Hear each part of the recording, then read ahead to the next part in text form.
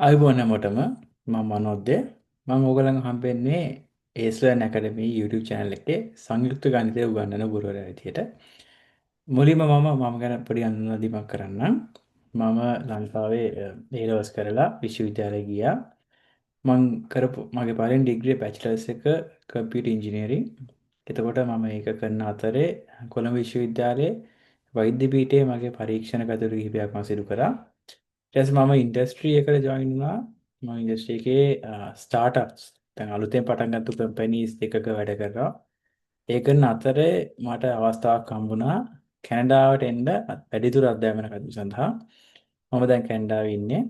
මගේ ෆීල්ඩ් එක data science and big data analytics. ඒතකොට මම මේ අවස්ථාවේ මම කරන්නේ මගේ විශ්වවිද්‍යාලයේ මහාචාර්යවරයෙක් යටතේ පරීක්ෂණ කටයුතු සිදු කරමින් පවතිනවා. මේ YouTube channel එකේ ප්‍රධාන අරමුණ පහුගිය වීඩියෝ එක අපේ භෞතික විද්‍යාව උගන්වන ගුරුවරයා පැහැදිලි කරා අපිට පුළුවන් නම් අපි ඉපදිච්ච රට අපි ඉගෙනගත්ත රටේ නංගිලා මල්ලිලාට පොඩි උදව්වක් දෙන්න A levels වලට. ඒක තමයි අපේ අරමුණ. මේක ඒ සීරීස් එකේම ඒ අපේ ඔබ්ජෙක්ටිව් එකේ සංයුක්ත ගණිතය සඳහා යන පළවෙනි වීඩියෝ එක. මම මේ වීඩියෝ එකෙන් ඔයගලන්ට කියන්න බලාපොරොත්තු වෙන්නේ මගේ දැනුම. ඒ කියන්නේ මම පරීක්ෂණ කරන දැනුම big data analytics පාවිච්චි කරලා පහුගිය අවුරුදු කිහිපයක 2016 ඉඳන් 2024 දක්වා past papers ඇනලයිස් කරන්න තමයි මම බලාපොරොත්තු වෙන්නේ.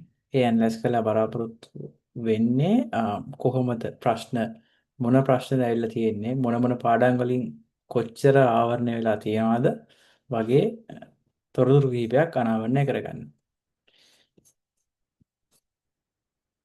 ම්ම්, හරි. හිතන්නේ ඔයගලන්ට පේනවා ඇති. මුලින්ම මම පොඩි පොඩි පොඩියට කියන පේපර් එක මොන විදිහට එන්නේ කියලා අපේ සංයුක්ත ගණිත පේපරේ. සංයුක්ත ගණිතය කියන්නේ pure maths applied maths. ඒතර paper 1 කියන්නේ pure maths, paper 2 කියන්නේ applied maths. ඒ එක් පේපර් එක තියෙනවා part A part B කියලා parts දෙකක්. part A එකේ ප්‍රධාන ප්‍රශ්න 10යි. part B එකේ ප්‍රශ්න 7න් ප්‍රශ්න 5ක් තෝරගෙන ලියන්න තියෙනවා.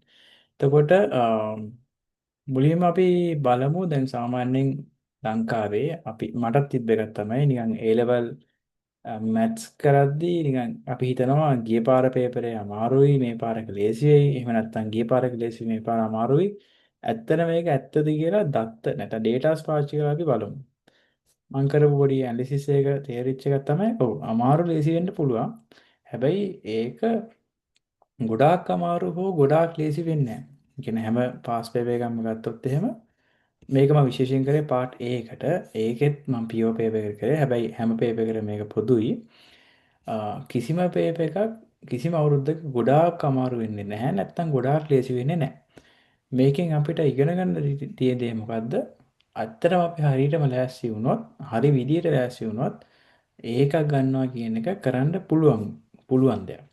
සාමාන්‍යයෙන් මැච් කරන කට්ටිය අතර තියෙන තව දෙයක් තමයි ඔළුවේ තියෙන දෙයක් තමයි ඒකක් ගන්නවා කියන එක නිකන් අර ගන්න බැරි දෙයක් විදිහට දකිනවා. ඒක ඔළුවට වැදිලා තියෙනවා. ඒක නිකන් ඒක ගන්න පුළුවන් විශේෂ පුද්ගලයන්ට තෝරාගත්තු පුද්ගලයන්ට විතරයි වගේ දෙයක් තියෙනවා. ඇත්තට මෙහෙම නැහැ. ඕනම පුද්ගලයෙක් හරියට මහන්සි වුණොත් ඒක ගන්න පුළුවන්. ඕනම දැනුමක සහිත පුද්ගලයෙක්. කියන්නේ සාමාන්‍යයෙන් මැත්ස් කරන්න එන්නේ අපිට මහන්සි වෙන්න බලාගෙන ඕනම එකකට හරියට මහන්සි වුණොත් ඒකක් ගන්නවා කියන එක කරන්න පුළුවන් දෙයක්. එතකොට මම කිව්වා part A එක ගැන මේක මම ආයෙත් විශේෂයෙන් කරේ PO paper එක සම්බන්ධව.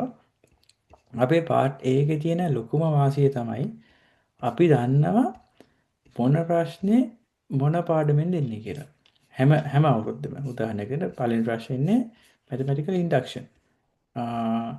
තුන්වෙනි ප්‍රශ්නේ ඉන්නේ complex සමස්ත සංකීර්ණ සංඛ්‍යා. එතකොට මේකෙන් අපිට ගන්න පුළුවන් දේ මොකද්ද? ඒ තමයි එකක් කිසිම පාඩමක් අපිට අතාරින්න බෑ. අනිත් එක අපි දන්නවා මේ මොන ප්‍රශ්න වල මොන පාඩමෙන් දෙන්නේ කියලා. හරියට ලෑස්ති වුණොත් අපිට මේක ෆුල් ස්කෝර් කරන්න මේකේ පාර්ට් A එක තනිකර ස්කෝර් කරන්න පුළුවන් 100%. එතකොට මේක කොහොමද?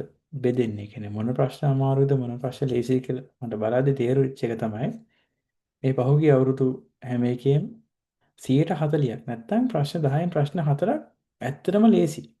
ලේසි කියලා අදහස් කරන්නේ අ, අඩු වෙලාවකින් ඔක්කොම ලකුණු ටික ගන්න පුළුවන්. ඊට පස්සේ ප්‍රශ්න 4ක් සාමාන්‍ය අමාරුයි. කලින් එකට වඩා චුට්ටක් අමාරුයි. ඇත්තටම අමාරුයි කියලා තියෙන්නේ ප්‍රශ්න දෙකක් විතරයි.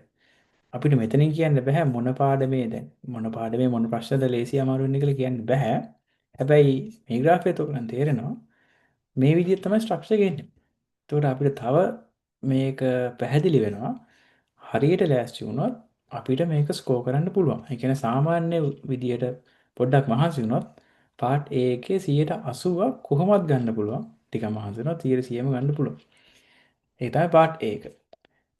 මේ ග්‍රාෆ් එකකුත් තව තියෙනවා. මම මේ ඩොකියුමන්ට් එක ඔයගලන්ට අපේ වීඩියෝ එකේ ලින්ක් එක මම දාලා තියෙනවා. ඔයගලන්ට ඒක ඩවුන්ලෝඩ් කරලා තව ඇනලයිස් කරන්න පුළුවන් ඔයගලන්ට. ඊළඟට පාර්ට් B එකේ මොන විදියටද ප්‍රශ්නය හැදිලා තියෙන්නේ? පේපර් එක හැදිලා තියෙන්නේ. ඔයගලන් දැක්කම තේරෙනවා 140ක් ලොකුම පෝෂන් එක තියෙන්නේ කැල්කියුලස් නැත්නම් කලනය. අනුකලනය අවකලනය. ඒ අදාළ ප්‍රශ්න තමයි 140ක් තියෙන්නේ. ඊළඟ ලොකු පෝෂන් එක තියෙන්නේ සංකීර්ණ සංඛ්‍යා සහ ට්‍රිකෝනොමිටි නැත්නම් කම්ප්ලෙක්ස් නම්බර්ස් ඇන්ඩ් ට්‍රිකෝනොමිට්‍රි. එතකොට ඉතුරු ටික මේ විදිහට බෙදලා තියෙනවා. ඊළඟ ග්‍රාෆ් එකෙත් සහ මෙතන විස්තරය ඔයගලන්ට බලා ගන්න පුළුවන්. මොන ප්‍රශ්නේ අදාළව කොච්චර පර්සන්ටේජ් එකට මේක බෙදලා තියෙනවද කියලා. මේක ඇනලිසිස් එක මම කිව්වා වගේ 2016 ඉඳන් කරන් ආපු තිබ්බ පේපර්ස් වල තිබ්බ ඇනලිසිස් එක. එතකොට අපිට මේකෙන් ගන්න පුළුවන් දේ මොකද්ද? එකක් තමයි සංකීර්ණ සංඛ්‍යා සහ ත්‍රිකෝණමිතිය සහ කලනය කියන පාඩම් 100%ක් පුළුවන් වෙන්න ඕනේ. කොහොමවත් අපිට අතාරින්න පුළුවන් කිසි පාඩමක් නැහැ. එහෙම අතාරලා ඒකක් ගන්නත් බෑ. හැබැයි මේ පාඩම් ටිකේ කියන්නේ තේරෙන්නේ නැති තියරිස් ඇත්තටම නැති වෙන්න ඕනේ විභාගයට යද්දි. සහ ඉතුරු ඒවට අපිට පාඩම් කරන්න අපිට ලෑස්ති වෙන්න පුළුවන්. තව මම ඇනලිසිස් කීපයක් කරා. මේ graph මම මේ ડોකියුමන්ට් එකේ තියෙනවා. ඔයගලන්ට බලා ගන්න පුළුවන්. මේ ડોකියුමන්ට් එක මම ෂෙයා කරන් පස්සේ.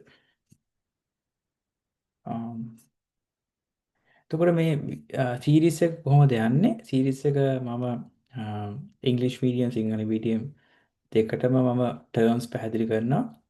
ඒ කියන්නේ අපේ අනිත් වීඩියෝස් උත් එහෙම තමයි අනිත් සබ්ජෙක්ට්ස් උත් බයිලින්ගුවල් යන්නේ. සහ මම විශේෂයෙන් ගණිතය සංයුක්ත ගණිතය මම කරන්නේ එක වීඩියෝ එකක් උඩරිම විනාඩි 30ක් 45ත් අතර මම සීමා කරනවා.